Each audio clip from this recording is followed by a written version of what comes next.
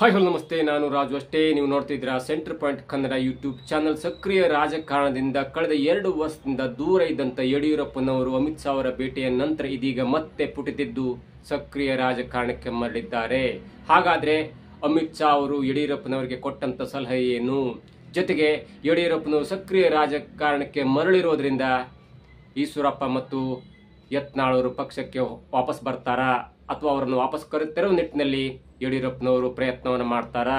ಜೊತೆಗೆ ಎರಡನೆಯದಾಗಿ ಜೆಡಿಎಸ್ ಮತ್ತು ಬಿಜೆಪಿಯ ಮೈತ್ರಿಕೂಟಕ್ಕೆ ದೊಡ್ಡದಾದ ಕಂಟಕ ಬರುತ್ತಾ? ಯಡಿಯೂರಪ್ಪನವರು ಇದೀಗ ಸಕ್ರಿಯ ರಾಜಕಾರಣಕ್ಕೆ ಮರಳದ್ರಿಂದ ಕುಮಾರಸ್ವಾಮಿ ಅವರು ಮೈತ್ರಿ ಸರ್ಕಾರದಲ್ಲಿ ಮುಖ್ಯಮಂತ್ರಿ ಆಗಬೇಕು ಎನ್ನುವುದನ್ನ ಇಟ್ಕೊಂಡಿದ್ದಂಥ ಕುಮಾರಸ್ವಾಮಿ ಅವರ ಆಸೆಗೆ ಈಗ ತಣ್ಣೀರು ಬೀಳುತ್ತಾ? ಇವೆಲ್ಲವನ್ನು ನೋಡೋಣ. ಅದಕ್ಕಿಂತ ಮೊದಲು ಇಲ್ಲಿ ತನಕ ನಮ್ಮ ಚಾನೆಲ್ನ ಸಬ್ಸ್ಕ್ರೈಬ್ ಮಾಡಿಲ್ಲ ಅಂದರೆ ಈಗಲೇ ಸಬ್ಸ್ಕ್ರೈಬ್ ಮಾಡಿ, ಜೊತೆಗೆ ಕಾಮೆಂಟ್ಗಳ ಮುಖಾಂತರ ತಮ್ಮ ಅಭಿಪ್ರಾಯವನ್ನು ತಿಳಿಸಬಹುದು. ಎಸ್ ವೀಕ್ಷಕರೇ, ಕಳೆದ 2 ದಿನಗಳ ಹಿಂದೆ ಖಾಸಗಿ ಕಾರ್ಯಕ್ರಮಕ್ಕಾಗಿ ಬಂದಂತ ಅಮಿತ್ ಶಾ ಅವರು ಪಕ್ಷದ ಅನೇಕ ಹಿರಿಯ ಮುಖಂಡರ ಜೊತೆ ಮಾತನಾಡಿದ್ರು ಮತ್ತು ರಾಜ್ಯದ ದೊಡ್ಡ ದೊಡ್ಡ ಲೀಡರ್ಸ್ ಕೂಡ ಅವರನ್ನ HAL ಏರ್ಪೋರ್ಟ್ನಿಂದ ಬರಮಾಡಿಕೊಂಡು ಅದಾದ ನಂತರ ಯಡಿಯೂರಪ್ಪನ ಜೊತೆ ಅಮಿತ್ ಶಾ ಅವರು ಸುದೀರ್ಘವಾದ ಚರ್ಚೆಯನ್ನು ಮಾಡಿದ್ರು. ನೋಡಿ, ಇಲ್ಲಿ ಒಂದು ಗಮನಿಸಬೇಕಾದಂತ ವಿಷಯ ಅಂದ್ರೆ ಈಗಾಗಲೇ ಯಡಿಯೂರಪ್ಪನು 2023 ಚುನಾವಣೆ ಹೊತ್ತಿಗೆ ತಮ್ಮ ಚುನಾವಣಾ ರಾಜಕೀಯದಿಂದ ದೂರ ಸರಿದಿದ್ರು, ಚುನಾವಣಾ ಪ್ರಚಾರಕ್ಕೆ ಬರ್ತಿದ್ರು ಮತ್ತು ಅವರ ವಯೋಸಹಜವಾದ ಒಂದು ಲೆಕ್ಕಾಚಾರದಿಂದ ಅವರು ಸಕ್ರಿಯ ರಾಜಕಾರಣದ ದೂರ ಇದ್ರು. ಯಾರು ಏನೇ ಮಾತಾಡ್ಕೊಂಡ್ರು ಕೂಡ ಅವರು ಯಾರನ್ನೂ ಕೂಡ ವಿರೋಧಿಸುವಂತ ಅಥವಾ ಸರ್ಕಾರವನ್ನ ತೀವ್ರವಾಗಿ ತರಾಟೆಗೆ ತೆಗೆದುಕೊಳ್ಳುವಂತ ಗೋಜಿಗೆ ಹೋಗ್ತಾ ಇರಲಿಲ್ಲ. ಅವರು ಈಗಲೂ ಕೂಡ ಕೇಂದ್ರ ಚುನಾವಣಾ ಶಿಸ್ತು ಸಮಿತಿಯಲ್ಲಿದ್ದಾರೆ ಮತ್ತು ಕೇಂದ್ರ ಚುನಾವಣಾ ಸಮಿತಿಯಲ್ಲೂ ಕೂಡ ಇದ್ದಾರೆ. ಹಾಗಾಗಿ ಅವರಿಗೆ ಒಂದು ದೊಡ್ಡದಾದ ಪೋಸ್ಟ್ ಇದ್ರೂ ಕೂಡ ಜಾಸ್ತಿ ತಲೆ ಕೆಡಿಸ್ಕೊಳ್ಳದೆ, ಜಾಸ್ತಿ ಅಲ್ಲಿ ಕೈ ಆಡಿಸ್ಲಿಕ್ಕೆ ಹೋಗೋದಿಲ್ಲ ಅಂತ ಒಬ್ಬ ರಾಜಕಾರಣಿ ಇದೀಗ ಮತ್ತೆ ಪುಟಿದಿದ್ದು ಸಕ್ರಿಯ ರಾಜಕಾರಣಕ್ಕೆ ಬಂದು ಏನಾದರೂ ಮಾಡಿ 2028ರಲ್ಲಿ ಪ್ರಥಮ ಬಾರಿಗಾದ್ರೂ ಕೂಡ ಬಿಜೆಪಿಯನ್ನ ಮ್ಯಾಜಿಕ್ ನಂಬರ್ ಅನ್ನ ಕ್ರಾಸ್ ಮಾಡಲೇಬೇಕೆನ್ನುವಂತ ಒಂದು ಸದೃಢ ನಿರ್ಧಾರಕ್ಕೆ ಬಂದಂತಿದೆ. ಅದಕ್ಕೆ ಕಾರಣ ಕೂಡ ಇದೆ. ಅದೇನಂದ್ರೆ, ಮೊನ್ನೆ ಅಮಿತ್ ಶಾ ಅವರು ರಾಜ್ಯಕ್ಕೆ ಬಂದು ಖಾಸಗಿ ಒಂದು ವೈದ್ಯಕೀಯ ಕಾಲೇಜಿನ ಒಂದು ಉದ್ಘಾಟನಾ ಸಮಾರಂಭಕ್ಕೆ ಬಂದಾಗ ಅದಕ್ಕಿಂತ ಮೊದಲು ಬೆಂಗಳೂರಿನಲ್ಲಿ ಸ್ಟೇ ಮಾಡಿದಂತ ಅಮಿತ್ ಶಾ ಅವರು ನೇರವಾಗಿ ಯಡಿಯೂರಪ್ಪನ ಜೊತೆ ಮಾತುಕತೆ ಆಡ್ತಾರೆ. ಸುಮಾರು 25 ನಿಮಿಷಗಳ ಕಾಲ ಸುದೀರ್ಘವಾದ ರಾಜ್ಯದ ರಾಜಕಾರಣದಲ್ಲಿ ಆಗ್ತಾ ಇರುವಂತಹ ಆಗುಹೋಗುಗಳ ಬಗ್ಗೆ ಸುದೀರ್ಘವಾದ ಚರ್ಚೆ ಮಾಡ್ತಾರೆ ಮತ್ತು ಕೆಲವೊಂದು ಸಲಹೆಯನ್ನು ಕೊಡ್ತಾರೆ. ನೋಡಿ, ಯಡಿಯೂರಪ್ಪನವರಿಗೆ ಸಲಹೆ ಕೊಡುವಂತ ದೊಡ್ಡ ಮನುಷ್ಯ ಅಮಿತ್ ಶಾ ಅಲ್ಲ. ಯಾಕಂದ್ರೆ ದಕ್ಷಿಣ ಭಾರತದಂತ ಹಿಂದಿ ಬೆಲ್ಟ್ ಅಲ್ಲದೆ ಇದ್ದಂತ ಒಂದು ಜಾಗದಲ್ಲಿ ಬಿಜೆಪಿ ಪಕ್ಷವನ್ನ ರೂಟ್ ಲೆವೆಲ್ ಇಂದ ಕಟ್ಟಿಕೊಂಡು ಅಧಿಕಾರಕ್ಕೆ ತಂದಂತ ಯಾರಾದ್ರೂ ಒಬ್ಬ ಕಾರ್ಯಕರ್ತ, ಒಬ್ಬ ರಾಜಕಾರಣಿ ಇದ್ದಾರೆ ಅಂದ್ರೆ ಅದು ಯಡಿಯೂರಪ್ಪನವರಿಗೆ ಸಲ್ಲತ್ತೆ. ದಕ್ಷಿಣ ಭಾರತ 5-6 ರಾಜ್ಯಗಳಲ್ಲಿ ಇಲ್ಲಿಯ ತನಕ ಕರ್ನಾಟಕವನ್ನು ಬಿಟ್ಟು ಒಂದೇ ಒಂದು ಕಡೆ ಅಂದ್ರೆ ಕೇರಳ ಆಗಿರ್ಬೋದು, ಆಂಧ್ರ ಆಗಿರ್ಬೋದು, ತಮಿಳುನಾಡು ಆಗಿರ್ಬೋದು ಮತ್ತು ತೆಲಂಗಾಣ ಆಗಿರ್ಬೋದು, ಅಲ್ಲಿ ತನ್ನ ಸಂಖ್ಯೆಯನ್ನು 2 ಅಂಕಿ ಮುಟ್ಟಲು ಕೂಡ ಈಗಲೂ ಕೂಡ ಬಿಜೆಪಿ ಹರಸಾಹಸ ಮಾಡ್ತಾರೆ. ಸುಮಾರು 11 ವರ್ಷಗಳಿಂದ ಮೋದಿಯವರು ಸತತವಾಗಿ ಪ್ರಧಾನಮಂತ್ರಿ ಆಗಿದ್ರು ಕೂಡ ಈ 4 ರಾಜ್ಯಗಳಲ್ಲಿ ಕೇವಲ 2 ಅಂಕಿಯನ್ನು ದಾಟಲಿಕ್ಕೂ ಕೂಡ ಇದೀಗ ಬಿಜೆಪಿ ಹರಸಾಹಸ ಮಾಡ್ತಾ ಇರುವಂತಹ ಕಾಲದಲ್ಲಿ ಸರಿಸುಮಾರು 20ರಿಂದ 30 ವರ್ಷಗಳ ಹಿಂದೆ ಬಿಜೆಪಿ ಅಕೌಂಟ್ ಅನ್ನು ತೆರೆದು ಬಿಜೆಪಿ 4-5 ಬಾರಿ ಅಧಿಕಾರಕ್ಕೆ ತಂದಂತ ಒಬ್ಬ ಶ್ರೇಯಸ್ಸು ಅದು ಯಾರಿಗಾರು ಇದ್ರೆ ಅದು ಯಡಿಯೂರಪ್ಪನವರ ಸಲ್ಲತ್ತೆ. ಹಾಗಾಗಿ ಅಮಿತ್ ಶಾ ಅವರು ಅಧಿಕಾರದಿಂದ ಸ್ವಲ್ಪ ಸಲಹೆಯನ್ನು ಕೊಟ್ಟಿರಬಹುದು ಹೊರತು ಯಡಿಯೂರಪ್ಪನವರಿಗೆ ರಾಜಕಾರಣದಲ್ಲಿ ಸಲಹೆಯನ್ನು ಕೊಡುವಂತ ವ್ಯಕ್ತಿ ಇಲ್ಲಿ ತನಕ ಯಾರು ಇಲ್ಲ ಅನ್ನೋದು ನಮಗೆ ತಿಳಿದು ಬರುತ್ತೆ. ಅದೇನೇ ಇದ್ರೂ ಕೂಡ ಒಂದು ಬದಿಗೆ ಇಟ್ಟುಕೊಂಡು ನೋಡೋದಾದ್ರೆ ಇದೀಗ ಸದ್ಯದ ರಾಜಕಾರಣದಲ್ಲಿ ಅಮಿತ್ ಶಾ ಅವರು ಯಡಿಯೂರಪ್ಪನವರಿಗೆ ದೊಡ್ಡ ಸಲಹೆಯನ್ನು ಕೊಟ್ಟಿದ್ದಾರೆ. ಅದೇನೆಂದ್ರೆ, ನೀವು ಕೂಡ ಇದೀಗ ಸಕ್ರಿಯ ರಾಜಕಾರಣಕ್ಕೆ ಬರಬೇಕು ಮತ್ತು ವಾರಕ್ಕೊಂದು 2 ಸಲ ಆದ್ರೂ ಕೂಡ ಬಿಜೆಪಿ ಕಚೇರಿ ಬಂದು ಅಲ್ಲಿನ ಆಗುಹೋಗುಗಳನ್ನು ನೀವು ಪರಿಶೀಲನೆ ಮಾಡಬೇಕು ಮತ್ತು ಸೂಕ್ತವಾದ ಸಲಹೆಯನ್ನು ಕೊಡಬೇಕು. ಮತ್ತೆ ಜೊತೆಗೆ ಸಾಧ್ಯವಾದರೆ ನೀವು ಜಿಲ್ಲೆಗೆ ಭೇಟಿ ಕೊಟ್ಟು ಅಲ್ಲಿನ ಕಾರ್ಯಕರ್ತರನ್ನ ಸಂಘಟನೆ ಮಾಡಬೇಕು. ಯಾಕಂದ್ರೆ ನಿಮ್ ಬಿಜೆಪಿ ಅಂದ್ರೆ ಅದು ಯಡಿಯೂರಪ್ಪನವರು ಅಂದ್ರೆ ಬಿಜೆಪಿ ಅಂತ ಸ್ಥಿತಿಯಲ್ಲಿ ಇದೀಗ ಯುವ ಮುಖಗಳಿಗೆ ಅಷ್ಟೊಂದು ಬೆಲೆ ಕೊಡೋದಿಲ್ಲ. ಯಾವುದೇ ಒಂದು ರಾಜಕಾರಣಿ ಆದ್ರೂ ಅಥವಾ ಯಾವುದೇ ಕಾರ್ಯಕರ್ತ ಆದ್ರೂ ನಿಮ್ಮಂತ ಒಬ್ಬ ಇಡೀ ಎಲ್ಲಾ ಜಾತಿಗಳನ್ನ ಪ್ರೀತಿ ಮಾಡುವಂತ ಹಿಂದೂ ಆಗಿರ್ಬೋದು, ಮುಸ್ಲಿಂ ಆಗಿರ್ಬೋದು, ಕ್ರಿಶ್ಚಿಯನ್ ಆಗಿರ್ಬೋದು ಅಥವಾ ಬೌದ್ಧ, ಜೈನ ಎಲ್ಲ ಒಂದು ಜಾತಿ ಅಥವಾ ಎಲ್ಲ ಒಂದು ಧರ್ಮದವರನ್ನ ಪ್ರೀತಿ ಮಾಡುವಂತ ಒಬ್ಬ ನಾಯಕ ನೀವು. ಹೀಗಾಗಿ ನಿಮ್ಮ ಮುಂದಿಟ್ಕೊಂಡು ಸ್ವಲ್ಪ ನಾವು ಸಂಘಟನೆಯನ್ನ ಗಟ್ಟಿಯಾಗಿ ಮಾಡ್ಕೊಳ್ಬಹುದು ಅನ್ನೋ ದೃಷ್ಟಿಯಲ್ಲಿ ಅಮಿತ್ ಶಾ ಅವರು ಇದೀಗ ಯಡಿಯೂರಪ್ಪನವರಿಗೆ ಒಂದು ಸಲಹೆಯನ್ನು ಕೊಟ್ಟಿದ್ದಾರೆ. ಇದಾದ ನಂತರ ಯಡಿಯೂರಪ್ಪನವರು ಪದೇ ಬಿಜೆಪಿ ಆಫೀಸಿಗೆ ಭೇಟಿ ಕೊಡ್ತಿದ್ರು. ವಾರಕ್ಕೊಂದೆರಡು ಬಾರಿ ಭೇಟಿ ಕೊಡುವಂತ ಒಂದು ಸ್ವಲ್ಪ ಲೆಕ್ಕಾಚಾರವನ್ನು ಹಾಕೊಂಡಿದ್ದಾರೆ ಮತ್ತು ರಾಜ್ಯ ಪ್ರವಾಸ ಮಾಡುವಂತ ಒಂದು ಲೆಕ್ಕಾಚಾರವನ್ನು ಕೂಡ ಇದೀಗ ಹಾಕೊಂಡಿದ್ದಾರೆ. ಇದರ ಪ್ರಮುಖವಾದ 2 ವಿಷಯ ಅದೇನೆಂದ್ರೆ, ಅಮಿತ್ ಶಾ ಅವರು ಯಾವ್ದಾದ್ರು ಒಂದು ರಾಜಕಾರಣಿಗೆ ಅಥವಾ ರಾಜಕಾರಣಿ ಜೊತೆ ಏನಾದ್ರೂ ಮಾತನಾಡ್ತಾರೆ ಅಂದ್ರೆ ಅದಕ್ಕೆ ಬಲವಾದ ಕಾರಣ ಇದ್ದೇ ಇರುತ್ತೆ. ಅದೇನೆಂದ್ರೆ, ಈಗಾಗಲೇ ಬಿಜೆಪಿ ರಾಜ್ಯದಲ್ಲಿ ಅಂದ್ರೆ ಕರ್ನಾಟಕ ರಾಜ್ಯದಲ್ಲಿ ಸದೃಢವಾಗಿ ಬೆಳೆದಿದೆ. 17 ಸ್ವತಂತ್ರ ಎಂಪಿಗಳನ್ನ ಗೆಲ್ಸ್ಕೊ ಬಂದಿದೆ, ಜೊತೆಗೆ 2 ಜೆಡಿಎಸ್ ನ ಎಂಪಿಗಳನ್ನ ಗೆಲ್ಸ್ಕೊ ಬಂದಿದೆ. ಹಾಗಾಗಿ ಕರ್ನಾಟಕದಿಂದ ಎಂಪಿಗಳ ಸಂಖ್ಯೆ 19 ಆಗಿದೆ.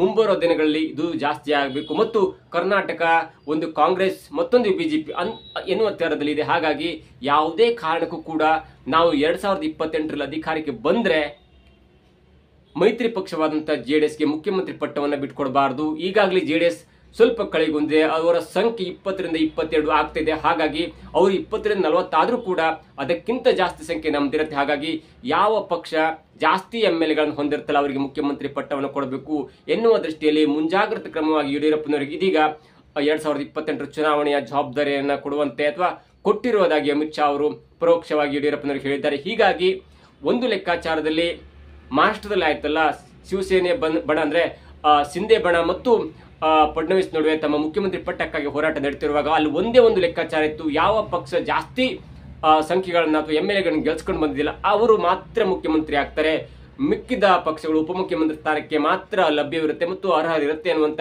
ಬಿಜೆಪಿ ಹೈಕಮಾಂಡ್ ಲೆಕ್ಕಾಚಾರ ಇಲ್ಲೂ ಬರಬೇಕಾಗುತ್ತೆ. ಯಾಕಂದ್ರೆ ಶಿಂದೆ ತಾನೇ ಮುಖ್ಯಮಂತ್ರಿ ಆಗಬೇಕು ಅನ್ನುವಂತ ಪಣ ತೊಟ್ಟಿದ್ರು. ಆದ್ರೆ ಫಡ್ನವೀಸ್ ಅವರ ಬಿಜೆಪಿ ಜಾಸ್ತಿ ಏಕಾಂಗಿಯಾಗಿ ಜಾಸ್ತಿ MLAಗಳನ್ನು ಗೆಲ್ಲಿಸಿಕೊಂಡಿದ್ದ ಕಾರಣಕ್ಕಾಗಿ ಅವರಿಗೆ ಸಲೀಸಾಗಿ ಮುಖ್ಯಮಂತ್ರಿ ಪಟ್ಟ ದೊರಕಿತ್ತು. ಹೀಗಾಗಿ ಇಲ್ಲೂ ಕೂಡ 2028ರಲ್ಲಿ ಸುಮಾರು 100ರಿಂದ 110 ಬಿಜೆಪಿ ಬಂದರೂ ಕೂಡ ಮೈತ್ರಿ ಪಕ್ಷವಾದಂತಹ ಜೆಡಿಎಸ್ 20ರಿಂದ 30, 30ರಿಂದ 40 ಬಂದರೂ ಕೂಡ ನಮ್ಮ ಪಕ್ಷಕ್ಕೆ ಬಿಜೆಪಿ ಪಕ್ಷಕ್ಕೆ ನಾವು ಮುಖ್ಯಮಂತ್ರಿ ಪಟ್ಟವನ್ನು ಬಿಟ್ಕೊಡ್ಬೇಕಾಗತ್ತೆ ಅನ್ನುವಂತ ಲೆಕ್ಕಾಚಾರ ಈಗಲೇ ಶುರುವಿಟ್ಟುಕೊಂಡ್ರೆ ಮುಖ್ಯಮಂತ್ರಿ ಆಗ್ಬೇಕೆನ್ನುವಂತ ಕನಸು ಹೊಂದಿರುವಂತ 2028ರಲ್ಲಿ ಮತ್ತೆ ತಾನೇ ಮುಖ್ಯಮಂತ್ರಿ ಆಗ್ಬೇಕಂತ ಕನಸು ಕಂಡಿರುವಂತ ಕುಮಾರಸ್ವಾಮಿ ಅವರಿಗೆ ಈಗಾಗಲೇ ಕಟ್ಟಿ ಹಾಕ್ಲಿಕ್ಕೆ ಸಾಧ್ಯವಾಗುತ್ತೆ. ಯಾಕಂದ್ರೆ ನೋಡಿ, ಕುಮಾರಸ್ವಾಮಿ ಅವರು ಕೂಡ ಕೇಂದ್ರದಲ್ಲಿ ಸಚಿವರಾಗಿದ್ದಾರೆ, ಮೈತ್ರಿ ಸರ್ಕಾರದಲ್ಲಿ ಒಂದು ಭಾಗವಾಗಿದೆ. ಹಾಗಾಗಿ ಅವರನ್ನ ನೇರವಾಗಿ ನೀವು ಮುಖ್ಯಮಂತ್ರಿ ಆಗಲ್ಲ ಎನ್ನುವಂತ ಒಂದು ಸಂದೇಶವನ್ನು ಕೊಡ್ಲಿಕ್ಕಾಗಲ್ಲ. ಹಾಗಾಗಿ ಯಡಿಯೂರಪ್ಪನವರು ಮುಂದಿದ್ರೆ ಕುಮಾರಸ್ವಾಮಿ ಅವರು ಕೂಡ ಸ್ವಲ್ಪ ಹಿಂದಿರ್ತಾರೆ. ಯಾಕಂದ್ರೆ ಯಡಿಯೂರಪ್ಪನವರು ಪ್ರಶ್ನಾತೀತ ನಾಯಕರಾಗಿರ್ತಾರೆ. ಜೊತೆಗೆ ಈಗಾಗಲೇ ಕುಮಾರಸ್ವಾಮಿ ಅವರಿಗೆ ಅನೇಕ ರೀತಿಯಲ್ಲಿ ಹೆಲ್ಪ್ ಅನ್ನು ಕೂಡ ಮಾಡಿದ್ರು.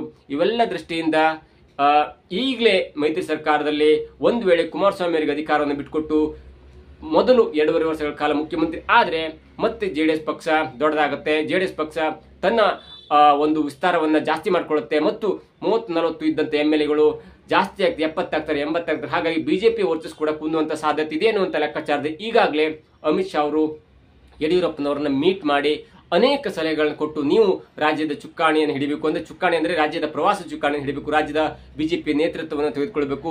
ರಾಜ್ಯಾಧ್ಯಕ್ಷರು ಯಾರೇ ಆಗಲಿ, ಅದು ವಿಜೇಂದ್ರ ಅವರೇ ಆಗಲಿ ಅಥವಾ ಬೇರೆ ನಾಯಕರಾದ್ರೂ ಕೂಡ ನಿಮ್ಮ ನೇತೃತ್ವದಲ್ಲಿ ನಿಮ್ಮ ಒಂದು ಮಾರ್ಗದರ್ಶನದಲ್ಲಿ ರಾಜ್ಯ ಬಿಜೆಪಿ ಇರಬೇಕು. ಯಾಕಂದ್ರೆ ಈಗೀಗ ಅನೇಕ ಗೊಂದಲಗಳಾಗ್ತದೆ, ಯಾರಿಗೂ ಕೂಡ ಯಾರು ಹೆದರ್ತಾ ಇಲ್ಲ. ಅಂತ ದೃಷ್ಟಿಯಲ್ಲಿ ನೀವು ಬಿಜೆಪಿ ಒಂದು ನೇತೃತ್ವವನ್ನು ವಹಿಸಿಕೊಳ್ಬೇಕು ಅನ್ನೋ ದೃಷ್ಟಿಯಲ್ಲಿ ಅಮಿತ್ ಶಾ ಅವರು ಅಮೂಲ್ಯಾಗ್ರವಾದಂತ ಒಂದು ಸಲಹೆಯನ್ನು ಕೊಟ್ಟಿದ್ದಾರೆ. ಇಲ್ಲಿ ಒಂದು, ಕುಮಾರಸ್ವಾಮಿ ಅವರನ್ನ ಮುಖ್ಯಮಂತ್ರಿ ಪಟ್ಟದಿಂದ ದೂರ ಇಡಬೇಕು. ಎರಡನೇದಾಗಿ ಈಶ್ವರಪ್ಪ ಮತ್ತು ಬಸವರಾಜ ಪಾಟೀಲ್ ಯತ್ನಾಳ್ ಅವರನ್ನ ಬಿಜೆಪಿಗೆ ಕರೆತರುವ ನಿಟ್ಟಿನಲ್ಲಿ ಕೂಡ ಒಂದು ಸಲಹೆಯನ್ನು ಕೊಟ್ಟಿದ್ದಾರೆ ಎನ್ನುವಂತ ಮಾತು ಇದೀಗ ಕೇಳಿಬರ್ತದೆ. ಅದರ ಪ್ರಮುಖ ವಿಷಯವಾಗಿ ವಿಜಯೇಂದ್ರ ಅವರನ್ನು ಕೇಳಿದಾಗ ಇಲ್ಲ, ಎಲ್ಲವೂ ಕೂಡ ಹೈಕಮಾಂಡ್ ತೀರ್ಮಾನ ಮಾಡುತ್ತೆ, ಸದ್ಯದ ಮಟ್ಟಿಗೆ ಅಂತದ್ದು ಯಾವ್ದು ಯೋಚನೆ ಇಲ್ಲ ಅನ್ನುವಂತ ಒಂದು ಮಾತನ್ನು ಹೇಳಿದ್ರು. ಇದಕ್ಕೆ ವ್ಯತಿರಿಕ್ತವಾಗಿ ಕೂಡ ಈಶ್ವರಪ್ಪನವರನ್ನ ಕೇಳಿದಾಗ ಈಶ್ವರಪ್ಪನ ಹೇಳಿದಂತೆ ರಾಜ್ಯ ರಾಜಕೀಯದಲ್ಲಿ ಸ್ವಲ್ಪ ಸ್ವಚ್ಛತೆ ಕಾಪಾಡಿಕೊಳ್ಬೇಕು. ನಮ್ಮ ಮತ್ತು ಯಡಿಯೂರಪ್ಪನವರ ಕುಟುಂಬದ ನಡುವೆ, ನಮ್ಮ ಮತ್ತು ಯಡಿಯೂರಪ್ಪನವರ ಮಕ್ಕಳ ಕುಟುಂಬದ ನಡುವೆ ತುಂಬಾ ಅನ್ಯೋನ್ಯತೆ ಇದೆ. ಆದರೆ ರಾಜಕಾರಣಕ್ಕೆ ಬಂದಾಗ ಅವೆಲ್ಲವೂ ದೂರ ಎನ್ನುವಂತ ಮಾತನ್ನು ಹೇಳಿ ನಾವು ಸದ್ಯ ಬಿಜೆಪಿಯಿಂದ ದೂರ ಇರ್ತೇವೆ ಅನ್ನುವಂತ ಮಾತನ್ನು ಕೂಡ ಹೇಳಿದ್ರು. ಅದರ ಜೊತೆಗೆ ಯತ್ನಾಳವರು ಕೂಡ ಈಗಲೂ ಕೂಡ ಯಡಿಯೂರಪ್ಪನವರ ಮಗನಾದಂತ ವಿಜೇಂದ್ರ ಮತ್ತು ಯಡಿಯೂರಪ್ಪನವ್ರನ್ನ ಬೈತಾನೆ ಇದ್ದಾರೆ. ಹಾಗಾಗಿ ಬಿಜೆಪಿಯಿಂದ ಯಾರು ದೂರವನ್ನು ಕಾಯ್ಕೊಳ್ತಾರಲ್ಲ, ಯಾರು ಬಿಜೆಪಿಯಿಂದ ದೂರ ಮಾಡ್ತಾರಲ್ಲ, ಯಾರು ಬಿಜೆಪಿಯ ಅಜೆಂಡವನ್ನ ದೂರ ಇಡ್ತಾರಲ್ಲ, ಅವರನ್ನು ಕೂಡ ಮತ್ತೆ ಬಿಜೆಪಿಗೆ ಸೇರಿಸ್ತಿರುವಂತೆ ಅಮಿತ್ ಶಾ ಅವರು ಯಡಿಯೂರಪ್ಪನವರಿಗೆ ಸಲಹೆಯನ್ನು ಕೊಟ್ಟಿದ್ದಾರೆ. ಎಲ್ಲವೂ ಕೂಡ ನಿಮ್ಮ ಒಂದು ದೃಷ್ಟಿಗೆ ಬಿಟ್ಟಿರ್ತೇವೆ, ನೀವು ಯಾವ ನಿರ್ಧಾರವನ್ನು ಕೈಗೊಳ್ತಾರೆ ಅದಕ್ಕೆ ನಾವು ಸಹಮತಿಯನ್ನು ಸೂಚಿಸ್ತೇವೆ ಅನ್ನುವಂತ ಒಂದು ಸಲಹೆಯನ್ನು ಕೊಟ್ಟಿದ್ದಾರೆ ಅನ್ನುವಂತ ಮಾಹಿತಿ ಇದೀಗ ಸಿಗ್ತಾ ಇದೆ. ಏನೇ ಆಗಲಿ, ಯಡಿಯೂರಪ್ಪನವರು 2028ರ ವೇಳೆಗೆ ಸಕ್ರಿಯ ರಾಜಕಾರಣಕ್ಕೆ ಬಂದು ರಾಜಕೀಯಕ್ಕೆ ನಿಂತಿದೆ, ಚುನಾವಣೆಗೆ ನಿಲ್ಲದಿದ್ರು ಕೂಡ ಅವರ ಮಾರ್ಗದರ್ಶನದಲ್ಲಿ ವಿಜಯೇಂದ್ರ ಅವರೇ ಪಕ್ಷವನ್ನು ಮುನ್ನಡೆಸುವುದಾದ್ರೆ ಅದು ಒಂದು ಕಡೆ ಕುಮಾರಸ್ವಾಮಿ ಅವರಿಗೆ ಭಾರಿ ಹಿನ್ನಡೆಯಾಗುತ್ತೆ. ಯಾಕಂದ್ರೆ ಕುಮಾರಸ್ವಾಮಿ ಅವರು ಈಗಾಗಲೇ ಸ್ವಲ್ಪ ದೇಹದ ಒಂದು ಸ್ವಲ್ಪ ತೊಂದರೆಯಿಂದ ಬಳಲ್ತಾ ಇದ್ದಾರೆ. ಜೊತೆಗೆ ತಮ್ಮ ಮಗನನ್ನ ಮುಂದೆ ಮುಖ್ಯಮಂತ್ರಿ ಮಾಡಬೇಕು ಎನ್ನುವಂತ ದೃಷ್ಟಿಯಲ್ಲಿ ಈಗಾಗಲೇ ಹೋರಾಡ್ತಿದ್ದಾರೆ. ಅದರ ಪ್ರಮುಖ ಅಂಗವಾಗಿ 2028ರಲ್ಲಿ ಏನಾದರೂ ಜೆಡಿಎಸ್ ಮತ್ತು ಬಿಜೆಪಿ ಮೈತ್ರಿಕೂಟಕ್ಕಿದ್ದರೆ ಮೊದಲು 2 ವರ್ಷಗಳ ಕಾಲ ಹಿರಿಯನಾದ ನಾನು ಮುಖ್ಯಮಂತ್ರಿ ಆಗ್ತೇನೆ, ಅದಾದ ನಂತರ ಬಿಜೆಪಿನ ಅಧಿಕಾರವನ್ನು ಬಿಟ್ಕೊಡ್ತೇನೆ ಎನ್ನುವಂತ ಮಾತು ಕೂಡ ಈಗ ಕೇಳಿ ಬರ್ತಾ ಇತ್ತು. ಆದರೆ ಯಾವಾಗ ಅಮಿತ್ ಶಾ ಅವರು ಯಡಿಯೂರಪ್ಪನವ್ರನ್ನ ಮೀಟ್ ಮಾಡಿ ನೀವೇ ರಾಜ್ಯದ ಒಂದು ಮಾರ್ಗದರ್ಶನ ಮಾಡಬೇಕು, ನಿಮ್ಮ ನೇತೃತ್ವದಲ್ಲಿ 2028 ಚುನಾವಣೆ ನಡೆಯಬೇಕು ಮತ್ತು ಮುಂಬರುವ ತಾಲೂಕ್ ಪಂಚಾಯತ್ ಮತ್ತು ಜಿಲ್ಲಾ ಪಂಚಾಯತ್ ಚುನಾವಣೆ ಕೂಡ ನಿಮ್ಮ ಮಾರ್ಗದರ್ಶನ ನಡೆಯಬೇಕು ಎನ್ನುವಂತ ಸೂಚನೆ ಕೊಟ್ಟಾಗ ಎಲ್ಲೋ ಒಂದ್ ಕಡೆ ಕುಮಾರಸ್ವಾಮಿ ಅವರಿಗೆ ಹಿನ್ನಡೆಯಾಗಿದೆ ಅಂತ ಹೇಳ್ಬೋದು. ಏನೇ ಆಗಲಿ ಯಡಿಯೂರಪ್ಪನವರು ಚುನಾವಣೆಗೆ ನಿಲ್ದಿದ್ರು ಕೂಡ ಅವರ ಮಾರ್ಗದರ್ಶನ ಬೇಕಾಗುತ್ತೆ. ಯಾಕಂದ್ರೆ ಅವರು ಅತ್ಯಂತ ದೊಡ್ಡ ನಾಯಕರಾಗಿರ್ತಾರೆ. ಈಶ್ವರಪ್ಪ, ಅನಂತಕುಮಾರ್, ಯಡಿಯೂರಪ್ಪ ಮತ್ತು VS ಆಚಾರ್ಯ ಅವರ ನೇತೃತ್ವದಲ್ಲಿ ಪಕ್ಷ ಸಂಘಟನೆಯಾಗಿ ಇದೀಗ ಮ್ಯಾಜಿಕ್ ನಂಬರ್ ತಲುಪುವಂತ ಹಂತಕ್ಕೆ ಬಂದಿದೆ. ಅಂದ್ರೆ ಯಡಿಯೂರಪ್ಪನವರ ಶ್ರಮವೂ ಕೂಡ ಅಷ್ಟೇ ಪ್ರಮುಖವಾಗಿತ್ತು ಮತ್ತು ಪ್ರಮುಖವಾಗಿದೆ. ಇನ್ನು ಮುಂದೆ ಮ್ಯಾಜಿಕ್ ನಂಬರ್ ಅನ್ನು ಕ್ರಾಸ್ ಮಾಡಬೇಕಂದ್ರೆ ಯಡಿಯೂರಪ್ಪನವರ ಮಾರ್ಗದರ್ಶನ ಕೂಡ ಬೇಕಾಗಿದೆ ಅನ್ನೋದು ಕೂಡ ಅಮಿತ್ ಶಾ ಅವರಿಗೆ ಈಗಾಗಲೇ ಮನವರಿಕೆ ಆಗಿದೆ. ಈ ಅಮಿತ್ ಶಾ ಅವರು ಏನಾದರೂ ಒಂದು ನಿರ್ಣಯ ಕೈಗೊಂಡ್ರೆ ಅದಕ್ಕೆ ಬಲವಾದ ಮತ್ತೊಂದು ಕಾರಣ ಇದೆ ಅನ್ನೋದು ಕೂಡ ಇದೀಗ ಸ್ಪಷ್ಟವಾಗುತ್ತೆ. ಕುಮಾರಸ್ವಾಮಿ ಅವರನ್ನ 2028 ಚುನಾವಣೆಯಲ್ಲಿ ಗೆದ್ರೂ ಕೂಡ ಅವರನ್ನ ಮುಖ್ಯಮಂತ್ರಿಯಿಂದ ದೂರ ಇಡಬೇಕು. JDS ಪಕ್ಷಕ್ಕೆ ಅದು ಎಷ್ಟು ಗೆಲ್ಲುತ್ತಲ್ಲ ಅದಕ್ಕೆ ತಕ್ಕದಂತ ನಾವು ಮಂತ್ರಿ ಪಟ್ಟವನ್ನು ಕೊಡ್ತೇವೆ ಅನ್ನುವಂತ ಪರೋಕ್ಷವಾದ ಹೇಳಿಕೆಯನ್ನ ಯಡಿಯೂರಪ್ಪನವರಿಗೆ ಕೊಟ್ಟಿದ್ದಾರೆ ಎನ್ನುವ ಮಾಹಿತಿ ಕೂಡ ಇದಕ್ಕೆ ಸಿಗ್ತಾ ಇದೆ. ಇದಾಗಿತ್ತು ಇವತ್ತಿನ ವಿಶೇಷ. ನೋಡ್ತಾ ಇರಿ centre point Kannada YouTube channel.